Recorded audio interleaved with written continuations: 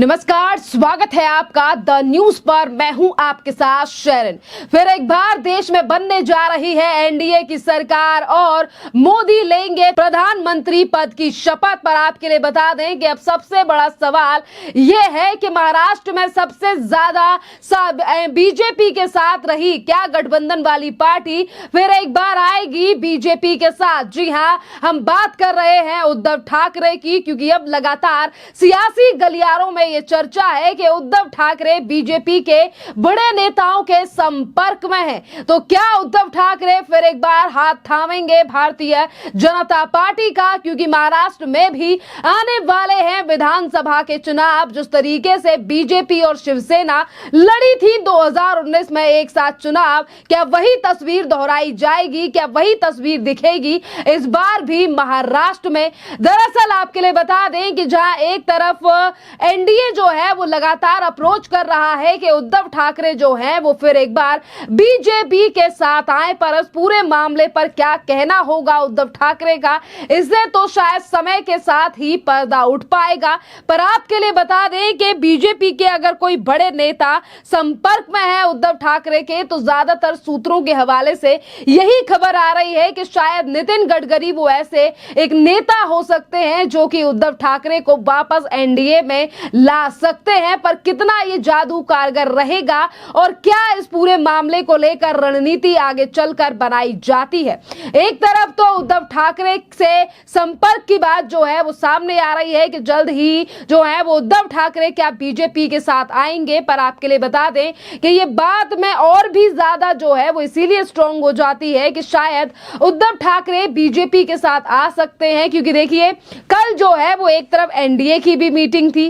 और इंडी गठबंधन की भी बैठक थी, जो तमाम पार्टियां जीती हैं या फिर जो पार्टियां इंडी गठबंधन का हिस्सा हैं। और कल जब इंडी गठबंधन के नेताओं की बैठक हुई तो उस समय पर भी इस बैठक में उद्धव ठाकरे जो हैं वो शामिल नहीं हुए और उद्धव ठाकरे ने अपनी जगह पर अपने प्रिय मित्र और राज्यसभा सांसद संजय राउत को इस मीटिंग में भेजा था। पर संजय राउत का कोई बयान जो है वो इंडी अलायंस को लेकर सामने नहीं आया है अभी तक। तो देखना अहम रहेगा कि हमेशा से ही बीजेपी के साथ अलायंस में रहने वाले उद्धव ठाकरे क्या आएंगे बीजेपी के साथ और किस तरीके से रणनीति जो है वो महाराष्ट्र में बनाई जाएगी। और वहीं आपके लिए बता दें, अगर हम इंडी गठबंधन के नेताओं को लेकर, तो जिस तरीके से एक तरफ एनडीए सरकार जो है वो बनाती हुई दिखाई दे रही है कि जल्द ही बीजेपी और जो तमाम एनडीए की पार्टियां हैं, यानी कि एनडीए जो है वो प्रस्ताव पेश करने जा रहा है और सरकार बनाने की घोषणा भी कर दी जाएगी। और शपथ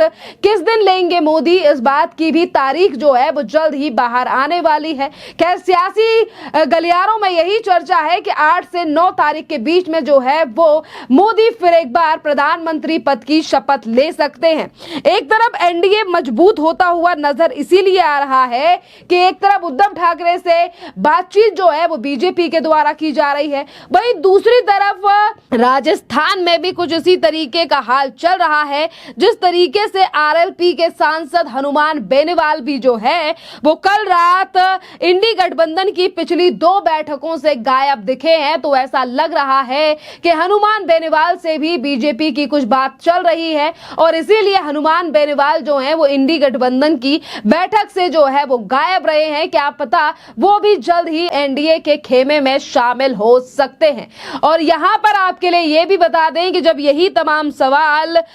उद्धव ठाकरे की शिवसेना की ही नेत्री से पूछे गए, यानी कि जब इसी तरीके की बातें प्रियंका चतुर्वेदी से पूछी गई, तो उन्होंने भी सोशल मीडिया के प्लेटफॉर्म से भारतीय जनता पार्टी के ऊपर ही हमला बोला है। और प्रियंका चतुर्वेदी ये कह रही हैं कि ये तमाम बातें जो हैं वो झूठ फैलाई जा रही हैं। बीजेपी से जुड़े पत्रकार के सोर्स एक ही है कि पीएमओ में बैठे उनके मीडिया सलाहकार भारतीय जनता पार्टी का एजेंडा चला रहे हैं। मैं उनको कहना चाहती हूं कि अभी भी थोड़ा समय है, सुधर जाओ। जनता ने ही आपके सारे झूठे, यानी कि जो झूठ परोसे गए थे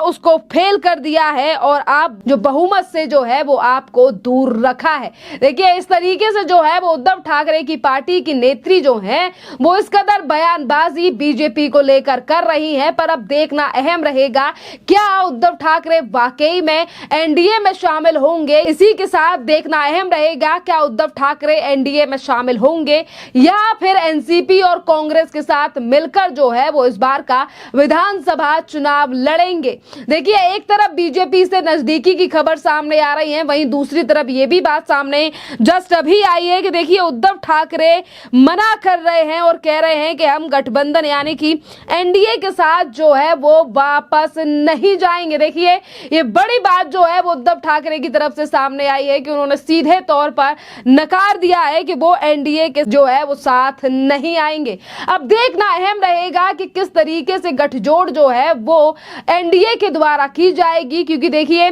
बीजेपी का जो आंकड़ा है वो 241 का है और पूरे अगर एनडीए की बात की जाए जो आंकड़ा एनडीए ने हासिल किया था तो वो 294 का किया था। जिस तरीके से लगातार निर्दलीय और जो छोटी पार्टी के सांसद हैं जिन्होंने 1 से 2 जगह से जीत हासिल की है, वो तमाम सांसद जो हैं वो भी एनडीए में आकर शामिल हो चुके हैं और अब एनडीए के साथ हाथ मिलाने के बाद एनडीए का टोटल आंकड़ा जो है वो 303 से ऊपर जा चुका है। वैसे इन हालात में एनडीए के लिए किसी और पार्टी के समर्थन की जरूरत तो नहीं है, पर सियासी गलियारों में चर्चा नीतीश कुमार के नाम को लेकर काफी ज्यादा तेज है, क्योंकि नीतीश कुमार हो या फिर टीडीपी हो, इन दोनों पार्टियों का ही अगर हम अतीत देखें, हिस्ट्री देखें, तो ये दोनों पार्टियां जो हैं वो इधर से उधर होती रहती हैं, यानी कि भरोसा करना थोड़ा मुश्किल जो है वो एनडीए को इन दो नेताओं पर लग रहा है और इसीलिए हालात बदलें उससे पहले ही एनडीए जो है